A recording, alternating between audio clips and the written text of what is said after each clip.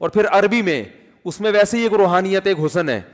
میں کہتا ہوں اگر اللہ ہمیں عبادت کا حکم دیتا کسی اور زبان میں, وہ چاشنی جو مزہ الحمد للہ رب العالمین کہنے میں ہے, خدا کی قسم یہ عربی میں ہی مزہ آئے گا, کسی اور زبان میں یہ لذت اور چاشنی ہے ہی نہیں. عربی تو ایسی زبان ہے, گالیاں بھی دے رہا ہوں نا, لوگ ہاتھ اٹھا کے دعا مانگنا شروع کر دیتے ہیں. وہ ایک آدمی نے کہیں لکھا ہوا تھا نا عربی, تو جا کے چوم رہا تھا, اس نے کہا لکھا ہوا ہے یہاں لیٹرین ہے, بیت الخلا یہاں. وہ ایک آدمی کہیں گالیاں دے رہا تھا عربی کسی کو, واللہ انت, اب تو میں گالیاں تو نہیں دوں گا نا یہاں بیٹھ. تو وہ دوسرا کہتا ہے پاکستانی, کیا میرے لیے بھی دعا کرنا یار, آپ اس کے لیے اتنی دعائیں دے رہے ہیں. زبان میں لذت ہے, چاشنی ہے. آپ دیکھو امام حرم جب عربی میں دعا مانگتے ہیں کیا خوبصورت, اس میں ایک عجیب نورانیت پیدا ہوتی ہے. وہ اردو پشتو پنجابی میں نہیں ہو سکتی, وہ انگلش میں نہیں ہو سکتی.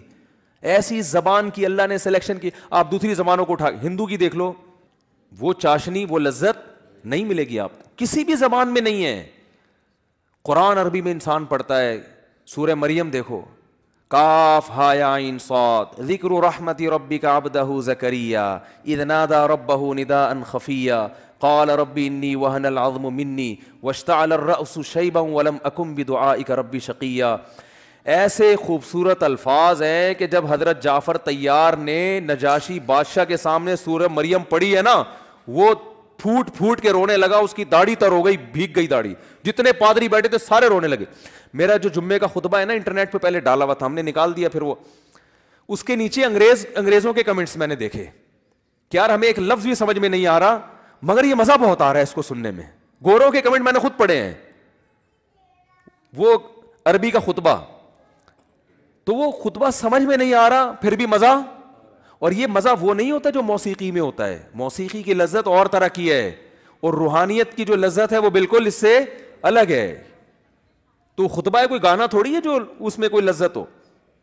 کتنے لوگ ہیں تبلیغی جماعتیں جب باہر جاتی ہیں وہ بتاتے ہیں ایسے واقعات کہ کوئی, ہم نے گوروں کو قرآن سنتے ہوئے یہ جو قاری عبد الباسط تھا نا, ضیاء الحق ان کو اپنے ساتھ لے جایا کرتے, ضیاء الحق اپنے ساتھ قاری عبد الباسط کو لے کے جاتے تھے.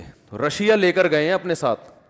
قاری عبد الباسط نے وہاں تلاوت کی ہے, رشین دہریے جن کو قرآن کا ایک حرف بھی سمجھ میں نہیں آیا, لیکن ہم چھوٹے تھے اس وقت یہ خبر مشہور ہوئی تھی, کئی دہریے مسلمان ہو گئے کہ یار یہ کیسا کلام ہے یار, اس میں کیا لذت ہے. یہ 1400 سال پہلے اتنا خوبصورت کلام, اور جو پیش کر رہے ہیں وہ لکھنا پڑھنا بولو نہیں جانتے ہو, اور اس کلام کی پھر احکامات کو دیکھ لو, وہ اس سے زیادہ خوبصورت. کیسے پیارے احکام دیے ہیں قرآن نے. وراثت کا حکم اٹھا کے دیکھ لو, نماز کا, زکوٰۃ کا, رشتہ داری جوڑنے کا حکم بھی پیارے, الفاظ بھی پیارے, ورڈنگ بھی پیاری, ان کو پیش کرنے کا طریقہ بھی بہت پیارا. کوئی فحش لفظ نہیں ہے قرآن میں, کوئی بیہودہ لفظ نہیں ہے, کنایوں میں بات کرتا ہے قرآن. کیا ہے زبردست. تبھی تو وہ حضرت جعفر طیار نے جو تقریر کی تھی نا, انہوں نے کہا تھا کہ ہم تو مردار کھاتے تھے. جو نبی نے جس پہ قرآن نازل ہو اس نے ہمیں بتایا کہ یہ مردار انسانوں کے کھانے کی چیز نہیں ہے. یعنی حکام بھی پیارے.